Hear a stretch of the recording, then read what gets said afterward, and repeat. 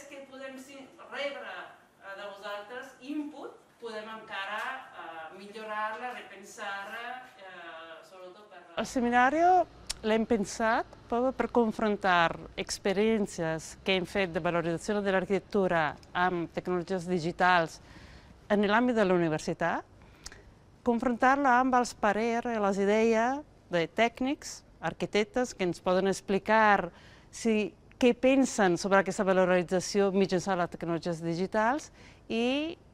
la part de l'administració pública que s'ocupa de turisme. Entonces, ens interessava aquesta confrontació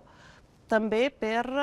poter implementar millor els nostres projectes di ricerca. Il nostro progetto che presenterò oggi riguarda la valorizzazione culturale di un insieme di monasteri italiani che erano legati in una rete di solidarietà fra di loro. Questi monasteri, che sono stati costruiti nel Rinascimento, in parte sono ancora abitati dai monaci e potrebbero diventare una rete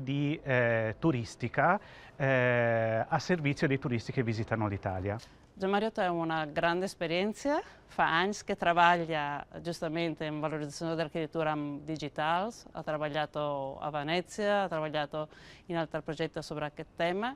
i sicuramente la confrontació amb nosaltres, que també estem començant a treballar sobre aquest tema, serà superinteressant a partir que fa tota una esperienza important in Italia, nel quale il tema dell'architettura té un altissimo valore culturale. Quello che noi vorremmo realizzare con il nostro progetto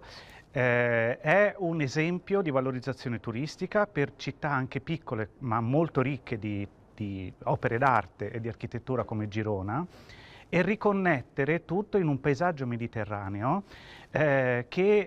è caratterizzato in gran parte dall'architettura religiosa e soprattutto dall'architettura monastica, come in Catalogna. En el cas de Sabadell hem vingut a parar l'orella perquè ja tenim un projecte en marxa, que és un projecte de virtualització del patrimoni industrial, i hem digitalitzat uns edificis, la seva maquinària interior, i hem incorporat documentació, i per tant ens semblava que era un projecte que valia la pena,